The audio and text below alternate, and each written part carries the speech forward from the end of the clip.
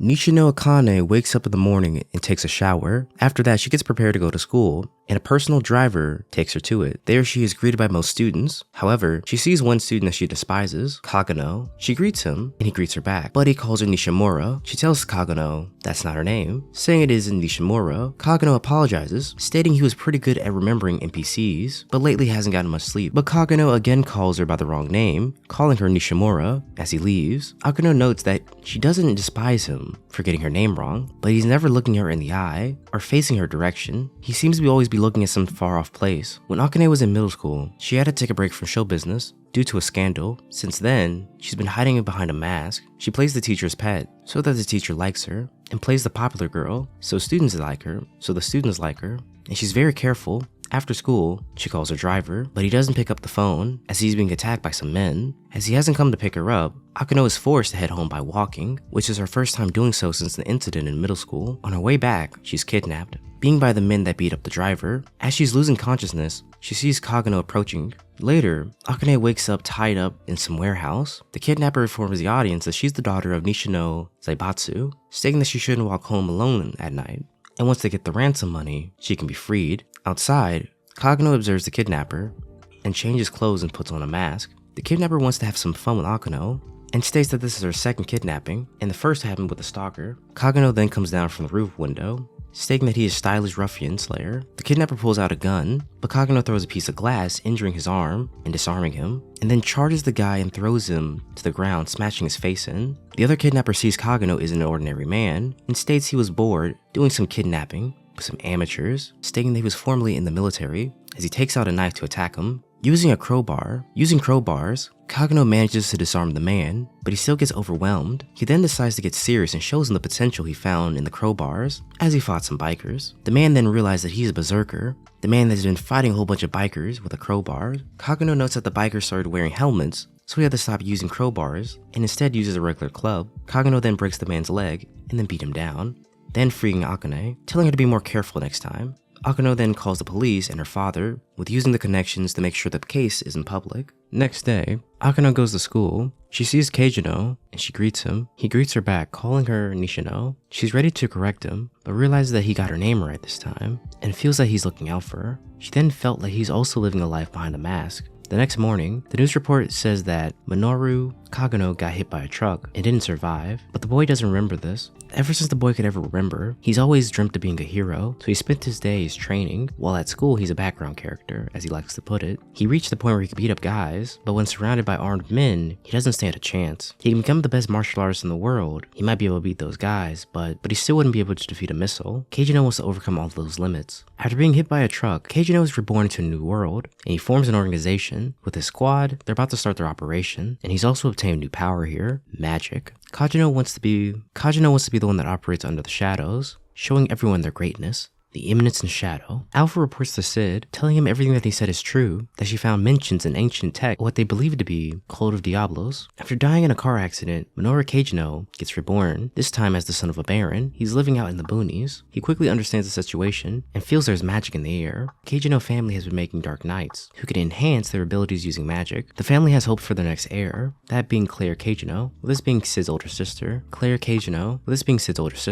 Who is quite talented. Sid grows up as a background character. However, at night, he comes out to fight bandits. Using his slime sword, he's able to easily defeat the bandits, taking their gold and treasures. He also finds a cage with a rotting creature, realizing it's possessed and that it's having a magical overload. He takes an interest in it and takes it home, where he shoots it with magic and some other experiments to it. After a month, he finally manages to contain the magical overload. The creature then returns to its normal form, a young beautiful elf. Wondering what happened, Sid decides to put on an act. As the elf is awakened, Sid states that he's broken a curse on her, and saying that the girl is a descendant of a hero. He shows her a fictional book about 3 heroes who defeated Diablos and tells her it's actually a true story, and in his dying breath, the demon put a curse on them. He then explains the code of Diablos, plotting to revive demons. While most people have forgotten about Diablos, Sid works in the shadows to stop the cult. He introduces himself as Shadow, he who lurks in the shadows. Sid asks her if she would like to join him, having lost everything. She agrees and explains that they need more heroes to expand their organization. Sid agrees to name their organization Shadow Garden, and the girl as Alpha. 3 years later, Sid is now 13 years old, and he practices practices with his sister. While he can defeat her easily, he acts weak to let her defeat him. Claire is now 15, and at this age, nobles start to go off to the Midgar Academy for Dark Nights. On the day of Claire's departure for the academy, she disappears in her room in a complete mess. In those 3 years, Alpha has collected more members for their organization. Sid asks Beta as to where the location of his sister is. Beta explains that Claire is likely still alive and was kidnapped by a high-ranking noble, and also a high-ranking member belonging to the cult, Diablos. The cult probably believes that Claire is the descendant of a hero. Beta takes out a map and points out the few locations of their hideouts, but doesn't know which one they're keeping Claire in. Sid makes a slime knife and throws it at the map. He ends up missing the hideout, but states that that's where they'll find their sister. At the hideout, Viscount Grease is holding Claire, chained with magical sealing chains. He comments that her father taught her well on how to fight, but Claire explains that she learns that all from her brother. Grease then asks if he healed her, when she shows sign of possession, but Claire denies it, stating that there's no way he could heal her. Grease notes that's just in case. They need to look out for her brother. In that moment, Claire breaks out of her chains and injures her right arm to get free of herself, telling him she would kill him if they touch her brother. Grease then knocks her out. Then a man comes in informing him that they have intruders. Grease's men are easily cut into pieces by the 7 shadows. Alpha says that they are Shadow Garden, and their mission is to annihilate the cult of Diablos. Grease wonders how do they know about this name, with it being a secret. He attacks Alpha, but she has no trouble in blocking his attacks and injures him, saying that she won't kill him until they get some answers out of him. Seeing he's being overwhelmed, Grease takes out a pill, boosting his magic. He manages to push away Alpha, and then breaks the floor running away. Alpha tells the girl that they have no need of chasing him, with him already meeting up with Shadow, which is why they split up. While walking around the tunnels, he encounters Grease. Grease attacks Shadow, who's able to easily block his attacks. Shadow then notes that he has more magical power than Alpha. Shadow notes that the man has more magical power than Alpha, but he doesn't know how to use it, so he decides to give him some lessons and blocks his attacks. As he's done, Shadow then attacks Grease and starts cutting him, causing Grease to wonder if he's ever been that overwhelmed before. Grease tells him no matter how strong he is, the darkness in this world is much deeper, but Shadow states that he'll just go deeper. Grease takes more pills and buffs himself even further, wanting to show Shadow that people are worthless, fragile, and powerless. Shadow manages to block his attacks, then using large amounts of magic, he cuts down Grease. As Grease falls, he knows that he was powerless against the darkness, but maybe Shadow isn't. The next day, Claire returns home in a bad mood, with her wounds being healed overnight, as she's going to depart for the academy. Sid is eager to go to the academy himself, but he has 2 more years until he's able to go, and he needs to give the girls some work. However, Alpha tells him that it's time for them to leave, which leaves him shocked. Alpha told Sid that the cult of Diablos is running on a global scale, and in order to fight, they need to split off. Sid feels like this is a nice way of her telling him that they've grown apart, and they want their freedom, and they don't want to continue fighting this cult game. When Sid turns 15, he's enrolled into the same school his sister is, with this being in the royal capital of Midgard Kingdom. 7 months into the academy life, Sid continues to live as a background character and makes some friends with Skel Itol and Po Tato, other bottom-of-the-pile nobles like him. While heading to the school, Skel and Po remind Sid that he scored the worst in the test. His penalty is to go confess to the most sought-after girl in the school and suffer her rejection. Arriving at the school, they see the girl in question, who's also rejecting another guy's confession. However, this is making Sid excited, wanting to experience such confession as background character. That same evening, he goes to confess to Alexia, shaking and muttering, feeling that he's done a great impression of a background character, loving his act. However though, he's surprised that she accepts it, stating that she was waiting for someone like him. The rumors quickly spread around the school, and the people start wondering who is Sid and what's so great about him. Sid, Skel, and Po wonder why she accepted such a strange request from him, thinking that if she accepted Sid, then even Skel and Po have a chance. Alexia then joins them for lunch, which surprises the other students. She gets served lots of food, and comments that she can't eat all of this. Sid then gladly starts eating the food. In an attempt to make her dump him, Alexia heard that he's studying Royal Bushin, fencing, and wants to practice together with him. Sid states that he's in the lower section, but Alexia explains that she can put in a good word for him to be put in Selection 1. Later, Sid joins Section 1 team, where the advisor, Xenon Griffey, the official royal fencing instructor, Sid practices with Alexia and notices that her attacks never land. She is slow and doesn't use much magic, but realizes that she does practice very hard and starts to review her strokes and counterstrokes. While he finds her fencing technique good, he thinks that it's bland. Alexia states that he has good fencing style, but states that it feels like she's looking at herself. Alexia tells Xenon that she's now Sid's girlfriend, but he states that it won't change anything, with her already being betrothed to him. Sid then realizes what's going on. After that, Sid asks Alexia why would she want someone like him. After that, Sid asks Alexia that she just wanted someone to help her get out of her engagement.